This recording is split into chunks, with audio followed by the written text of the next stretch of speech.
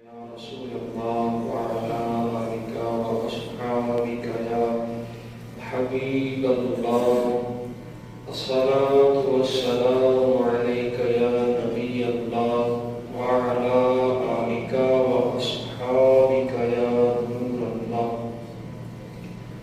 الحمد لله رب العالمين. ہمارا یہ 15 روزہ فرائض علوم کورس جو کہ اپنے اختتام کی طرف رواں ہے، آج 15واں دن ہے الحمدللہ. جتنے بھی عشاقان مصطفیٰ اس کورس میں شامل ہوئے، اللہ رب العالمین سب کو علم نافع عطا فرمائے، اور جو مسائل ہم نے سیکھے ہیں اللہ تبارک و تعالی ہم سب کو اس پر عمل کرنے کی توفیق عطا فرمائے. آپ سب کو بہت بہت مبارکباد پیش کرتا ہوں کہ آپ نے اپنے قیمتی وقت میں سے ہمیں ٹائم دیا، اور انشاءاللہ تعالی آگے کے لیے بھی امید رکھوں گا کہ تمامیہ احباب اسی طرح جتنے بھی شرعی مسائل یا جتنے بھی کانفرنس یا کورس ہوں گے تو تمامیہ احباب اس میں ضرور شرکت کریں گے انشاءاللہ.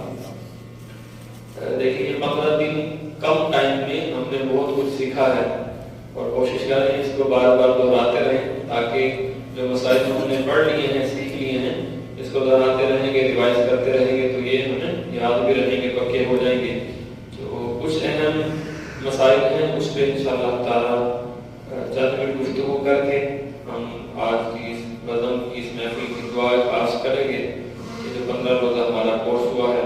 مسافر کی نماز کے حوالے سے کسی نے سوال کیا تھا کہ مسافر کے حوالے سے مسافر پر کیا ہے نماز، کتنی نماز پڑھے گا وہ، یا مسافر کب ہوگا وہ. مطلب ہم اب صبح نکلتے ہیں اپنی ڈیوٹی کے لیے تو ہم 40-50 کلومیٹر جاتے ہیں، تو کیا ہم مسافر ہوں گے یا نہیں ہوں گے. اس حوالے سے مسافر کی نماز کے حوالے سے یا شرعی مسافر کون ہوتا ہے اس حوالے سے سنتے ہیں. شرعاً مسافر وہ شخص ہے جو 57.5 میل 57 میل کلومیٹر تقریباً 92 کلومیٹر کا فاصلہ بنتا ہے. فاصلے تک جانے کے ارادے سے اپنے مقام اقامت مثلاً شہر گاؤں سے باہر ہو گیا. 57 میل بنتے ہیں اور کلومیٹر اور ہوتے ہیں. میل بڑا ہوتا ہے، کلومیٹر چھوٹے ہوتے ہیں. تو 92 کلومیٹر کے فاصلے تک جانے کا ارادہ اس کا ہو تو پھر وہ مسافر بن جائے گا. مقام اقامت کسے کہتے ہیں؟ جہاں پر اس کی پیدائش ہوئی ہو یا جہاں پر وہ رہائش پذیر ہو. جیسا کہ اب ہمارا مقام جو ہے ولادت وہ پنجاب کا ہے، لیکن رہائش ہماری یہاں پہ، تو اب یہ ہمارے لیے ہمارا مقام ہوگا. اب ہم یہاں سے جب کہیں نکلیں گے 92 کلومیٹر کے فاصلے کے لیے، تو 92 کلومیٹر کے فاصلے کے لیے ارادے سے نکلیں گے تو ہی ہم مسافر بن جائیں گے. اور جب ہم مسافر بن جائیں گے تو پھر ہم نماز کیسے ادا کریں گے؟ اس حوالے سے سماعت کرتے ہیں. محض نیت سفر سے مسافر نہ ہوگا، بلکہ مسافر کا حکم اس وقت ہے کہ بستی کی آبادی سے باہر ہو جائے. جزاک اللہ خیرا. ماشاءاللہ ہمارا جو کورس ختم ہوا ہے اس کی خوشی میں احباب نے محبتوں کا اظہار کیا ہے. اللہ تبارک و تعالیٰ کہ آپ کو خوش رکھے. جزاک اللہ خیرا. محض نیت سفر سے مسافر نہ ہوگا، بلکہ مسافر کا حکم اس وقت ہے کہ بستی کی آبادی سے باہر ہو جائے. اور شہر میں ہے تو شہر سے، گاؤں میں ہے تو گاؤں سے، اور شہر والے کے لیے یہ بھی ضروری ہے کہ شہر کے آس پاس جو آبادی شہر سے متصل ہے اس سے بھی باہر آ جائے تو وہ بنے گا مسافر. تو نماز اس نے کتنی پڑھنی ہے مسافر کے لیے؟ یہ ہے کہ وہ فرض کا آدھا پڑھے گا. فرض نمازیں جتنی ہوگی وہ آدھی پڑھے گا. سنت اور نفل امام اعظم ابو حنیفہ کے نزدیک مکمل پڑھے گا. ہمارے ذہن میں شاید یہ ڈال دیا ہے کہ جو مسافر ہوتا ہے وہ فرض آدھا پڑھے گا، بس سنت نفل اس کے لیے معاف ہے. ایسا نہیں ہے. سنت اور نوافل پورے پڑھے گا اور باقی فرض کا آدھا حصہ پڑھے گا. فجر پوری پڑھی جائے گی اور مغرب پوری پڑھی جائے گی. ظہر، عصر اور عشاء کی 2 رکعتیں فرض پڑھی جائیں گی اگر وہ نماز میں ہے، مسافر ہے تو. کے اوپر پہلے سے قضا نمازیں تھیں، مطلب یہاں پہ بستی میں رہ رہا ہے تو اس پہ قضا نمازیں ہیں، تو جب وہ مسافر بن جائے گا قضا نمازیں پوری ادا کرے گا، چاہے جو 4 ہیں وہ 4 ہی ادا کرے گا۔ اگر سفر مسافر مطلب سفر مسافت کے اندر اس نے کوئی نماز قضا کر دی تو سفر کے بعد وہ نمازیں آدھی ہی پڑھی جائیں گی۔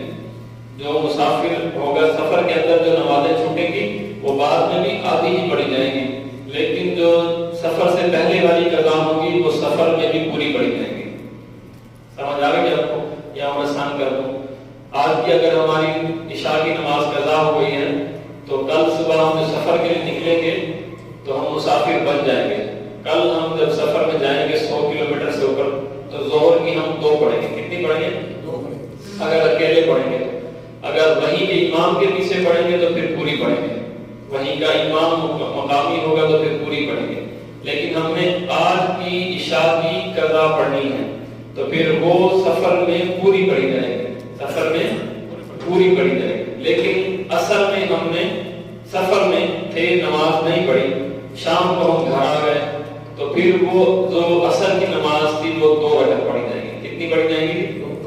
جو سفر میں چھوٹے گی اگر وہ قضا ہو جائیں گی تو وہ سفر کے ساتھ ہی آدھی پڑھی جائیں گی، اور جو بغیر سفر کے ہوں گی وہ اگر ہم سفر میں ان کو ادا کرنا چاہیں تو وہ مکمل پڑھی جائیں گی۔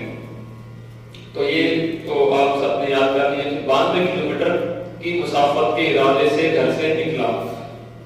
خطبے کے حوالے سے ایک بہت اہم سوال یہ تھا کہ جب خطبے کی اذان ہوتی ہے تو لوگ جب نبی پاک علیہ السلام کا نام نامی آتا ہے اذان میں ہو یا خطبے میں تو چوم لیتے ہیں، تو یہ چومنے میں شرع جو ہے وہ اس وقت یہ جائز نہیں ہے کہ کوئی بھی نیک عمل کیا جائے۔ اذان کا جواب بھی دینا ہے تو دل میں دیں، اور خطبے کی اذان کا جب خطبہ شروع ہو جائے تو حکم یہ ہے کہ اگر جگہ جوتیوں میں ملی ہے تو وہیں بیٹھ جائے، وہاں بیٹھ جائے، ایک قدم آگے نہ چلے۔ اور جو کچھ آپ سفر پھلانگ کراتے ہیں تو کہا گیا کہ وہ جہنم کی گڑھے پھلانگ کرا گیا ہے۔ خطبے کے دوران جہاں بھی جگہ ملے وہیں پر رک جائیں اور وہاں پر بیٹھ جائیں۔ اس کے جواب کے حوالے سے بخاری شریف میں ہے کہ 5 مقام ایسے ہیں جہاں پر حضور کا نام آ جائے تو چومنے سے منع کیا گیا ہے۔ کتنے مقام تھے؟ 5 مقام ایسے ہیں کہ وہاں پہ حضور کا نام آ جائے تو چومنا نہیں چاہیے۔ خطبے میں تو شرع یہاں تک فرمایا گیا کہ ناجائز اور حرام ہے کسی کو نیکی کی دعوت دینا بھی۔ خطبہ جب شروع ہو گیا خطبے کی اذان تو ہم کسی کو یہ بھی نہیں کہہ سکتے کہ بیٹا آپ سیدھے ہو جاؤ یا آپ آگے آ جاؤ۔ ہم خطبے کے درمیان دو زانوں بیٹھ کر جیسے 2 رکعت نماز پڑھتے ہیں ویسے ہی پہلے میں ہاتھ باندھیں گے اور دوسرے خطبے میں ہاتھ چھوڑ کر بیٹھ جائیں، چاہے آپ 4 زانوں بیٹھیں چاہے 2 زانوں بیٹھیں۔ 2 زانوں بیٹھیں گے تو سنت کا ثواب ملے گا، 2 رکعت کا بھی ثواب مل جائے گا، اگر آپ 4 زانوں بیٹھے رہیں۔ لیکن اذان کا جواب دینے کے حوالے سے بخاری شریف کی حدیث شریف 5 جگہ پر جواب نہیں دے سکتے۔ کہاں پر؟ اگر آپ باتھ روم میں بیٹھے ہیں قرآن سن رہے ہیں اور حضور کا نام آ گیا تو چومیں گے؟ نہیں چومیں گے۔ اگر آپ غسل خانے میں ہیں تب بھی نہیں چومیں گے۔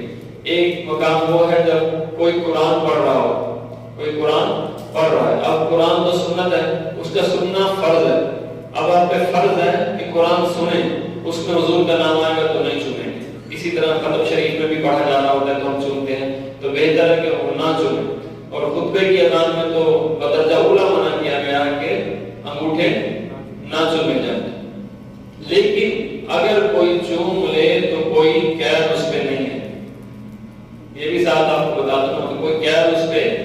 بہتر یہ ہے کہ امام احمد رضا خان بریلوی رحمۃ اللہ تعالی فتاوی رضویہ میں آپ نے فرمایا کہ یہ شرعاً حرام ہے کہ کوئی حرکت کی جائے خطبے کے اندر یا کچھ گفتگو کی جائے، نیکی کی دعوت بھی دی جائے تو شرعاً حرام ہے، لیکن اگر کسی نے انگوٹھے چوم بھی لیے تو اس پہ کوئی حرج نہیں ہے۔ بہتر یہ ہے کہ دل میں اس کا جواب دے دیں۔